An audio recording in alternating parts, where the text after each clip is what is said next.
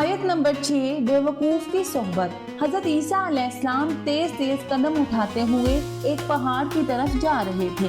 ایک آدمی نے بلند آواز سے پکار کر کہا، اے خدا کے رسول علیہ السلام، آپ اس وقت کہاں تشریف لے جا رہے ہیں؟ وجہ خوف کیا ہے؟ آپ علیہ السلام کے پیچھے کوئی دشمن بھی تو نظر نہیں آتا۔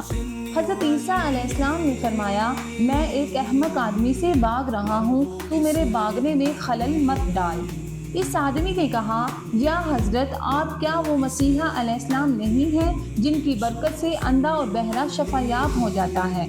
آپ علیہ السلام نے فرمایا، ہاں۔ اس آدمی نے کہا، کیا آپ علیہ السلام وہ بادشاہ نہیں ہیں جو مردے پر کلام الہی پڑھتے ہیں اور وہ اٹھ کھڑا ہوتا ہے؟ آپ علیہ السلام نے فرمایا، ہاں۔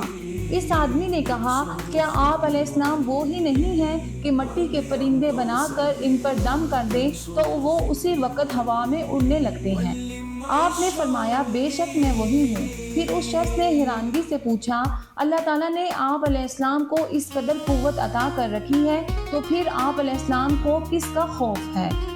حضرت عیسیٰ علیہ السلام نے فرمایا، اس رب العزت کی قسم کہ جس کے اسم اعظم کو میں نے اندھوں اور بہروں پر پڑھا تو وہ شفا یاب ہو گئے، پہاڑوں پر پڑھا تو وہ ہٹ گئے، مردوں پر پڑھا تو وہ جی اٹھے، لیکن وہی اسم اعظم میں نے احمق پر لاکھوں بار پڑھا لیکن اس پر کچھ اثر نہ ہوا۔